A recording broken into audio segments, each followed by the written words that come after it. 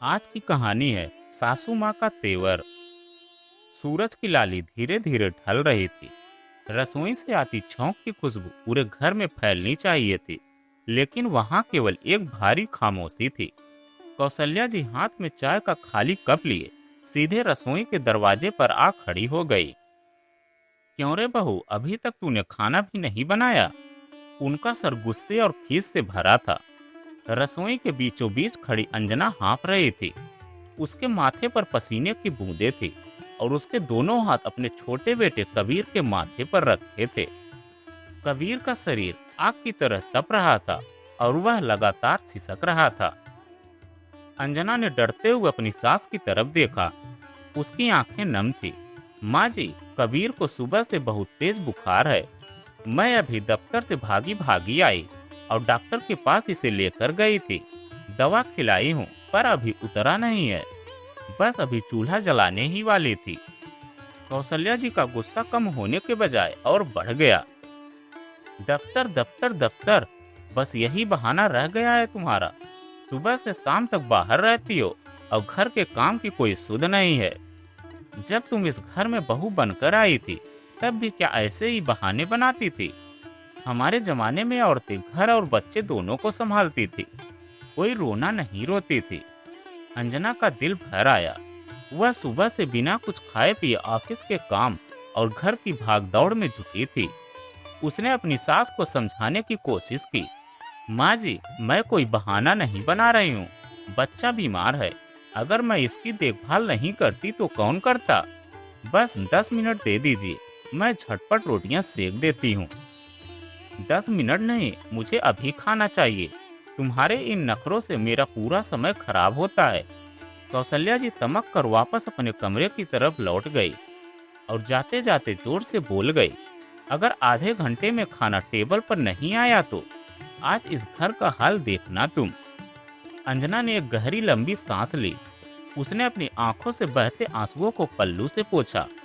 माँ की ममता और एक बहू की विवशता के बीच फंसी अंजना ने कांपते हाथों से गैस जलाई। उसने एक हाथ से तवा रखा और दूसरे हाथ से बुखार से कराहते कबीर के सिर पर गीली पट्टी रखनी शुरू कर दी। उसकी आंखों में दर्द था पर काम करने की जिद भी, क्योंकि वह जानती थी कि इस घर में उसके आंसुओं की कीमत पूछने वाला कोई नहीं था। अंजना ने आधे घंटे में जैसे तैसे खाना तैयार किया और कांपते हाथों से डाइनिंग टेबल पर सजा दिया। तभी बाहर का दरवाजा खुला और अंजना के पति रोहन ने घर में कदम रखा। रोहन को देखते ही कौशल्या जी अपने कमरे से बाहर आई और शिकायत भरे लहजे में बोली, देख रोहन, अपनी लाडली पत्नी का हाल। आज शनिवार था, फिर भी मैडम देर से आई। ऊपर से मुझे ताने दिए सो अलग। अब जाकर कहीं खाना नसीब हुआ है। रोहन ने थके हुए चेहरे से अपनी माँ को देखा और फिर रसोई की तरफ बढ़ चला।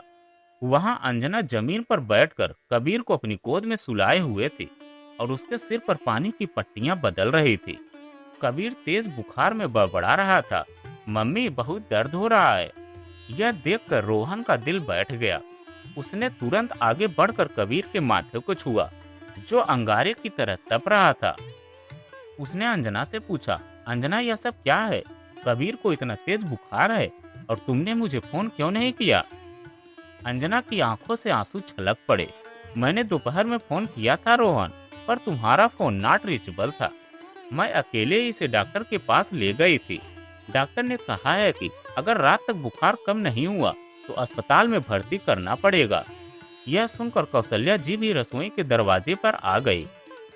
रोहन ने मुड़कर अपनी माँ की तरफ देखा। उसकी आंखों में इस बार नाराजगी और भारी दुख था। उसने शांत लेकिन कड़े स्वर में कहा, माँ, आप पूरे दिन घर पर थी, क्या आपको एक बार भी नहीं लगा कि आपका पोता बीमार है? अंजना दफ्तर का काम भी संभालती है, कबीर को डॉक्टर के पास भी ले गई और इतनी तकलीफ में भी उसने आपके लिए खाना बनाया और आपने उसकी मदद करने के बजाय उसे खरी खोटी सुनाई। कौशल्या जी ने नजरें चुराते हुए कहा, मुझे क्या पता था कि बुखार इतना तेज है। मुझे लगा रोज की तरह कोई छोटा मोटा बहाना होगा। बहाना नहीं माँ, यह एक माँ की बेबसी है। रोहन ने अपनी माँ को टोकते हुए कहा। फिर उसने अंजना का हाथ थामकर उसे खड़ा किया और कहा, चलो अंजना, खाना छोड़ो, हम कबीर को लेकर सीधे अस्पताल जा रहे हैं। अंजना ने रोहन की तरफ देखा। उसकी आंखों में पहली बार अपने पति के लिए एक संबल और सम्मान की भावना थी। उसने कौशल्या जी की तरफ मुड़कर देखा और बहुत ही शांत लेकिन दृढ़ आवाज में कहा, माँ जी, मैंने हमेशा आपको अपनी माँ माना और इस घर को अपना, लेकिन आज मुझे एहसास हुआ कि यहाँ मेरी ममता और मेरी मेहनत की कोई कीमत नहीं है। कबीर ठीक हो जाए, फिर मैं इस रिश्ते और इस घर में अपनी जगह के बारे में दोबारा सोचूंगी। यह कहकर अंजना ने कबीर को कंबल में लपेटा और रोहन के साथ बाहर निकल गई। पीछे घर में एक गहरी खामोशी छा गई। कौशल्या जी डाइनिंग टेबल पर लगे गर्म खाने को देखती रह गई। आज पहली बार उन्हें उस खाने में स्वाद की जगह अपनी ही कड़वाहट और अकेलेपन की बू आ रही थी। उन्हें समझ आ रहा था कि उन्होंने अपनी जिद में एक हंसते खेलते परिवार की नींव हिला दी थी। अस्पताल के इमरजेंसी वार्ड की ठंडी और सफेद चादरें अंजना के डर को और बढ़ा रही थी। कबीर के हाथ में ड्रिप लगी थी और वह बेहोशी की हालत में बिस्तर पर लेटा था। अंजना उसके पास बैठकर रोई जा रही थी। रोहन बाहर डॉक्टर से बात कर रहा था। डॉक्टर ने बताया कि कबीर को गंभीर वायरल इन्फेक्शन हुआ है और सही समय पर अस्पताल लाने की वजह से वह अब खतरे से बाहर है। अंजना ने सिर उठाकर देखा तो वार्ड का दरवाजा तभी खुला। अंजना ने सिर उठाकर देखा तो सामने कौशल्या जी खड़ी थी। उनके चेहरे पर हमेशा रहने वाला वह घमंड और गुस्सा गायब था। उसकी जगह एक गहरी चिंता और ग्लानि ने ले ली थी। अंजना ने अपनी आंखें फेर ली। कौशल्या जी दबे पांव बिस्तर के पास आई और कबीर के कमजोर पड़े हाथ को अपने हाथों में ले लिया। पोते के ठंडे पड़ रहे शरीर को देखकर उनकी आंखों से आंसू बह निकले। उन्होंने अंजना के कंधे पर हाथ रखने की कोशिश की, लेकिन अंजना थोड़ा पीछे हट गई। इन 2 दिनों में कौशल्या जी पूरी तरह बदल चुकी थी। वह घर से रोज अंजना के लिए गर्मा गर्म खाना और चाय बनाकर लाती थी। अंजना ने उनसे कई बार घर जाकर आराम करने को कहा, लेकिन वह अस्पताल की बेंच पर ही बैठी रही। वह लगातार कबीर के सिर पर हाथ फेरती और अंजना को जबरदस्ती खाना खिलाती।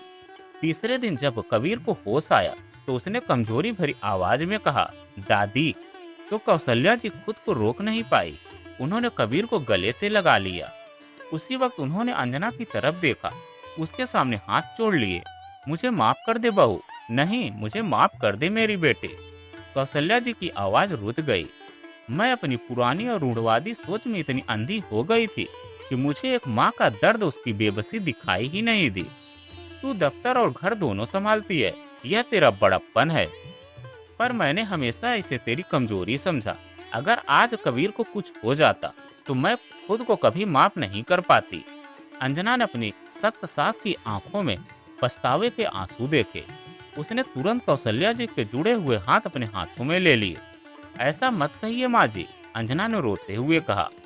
आप बस कबीर पर अपना आशीर्वाद बनाए रखिए, मुझे आपसे कोई शिकायत नहीं है। रोहन यह सब दूर खड़ा देख रहा था और उसकी आंखों में भी खुशी के आंसू थे। कबीर के ठीक होने के बाद जब सब घर लौटे तो घर का माहौल बिल्कुल बदला हुआ था।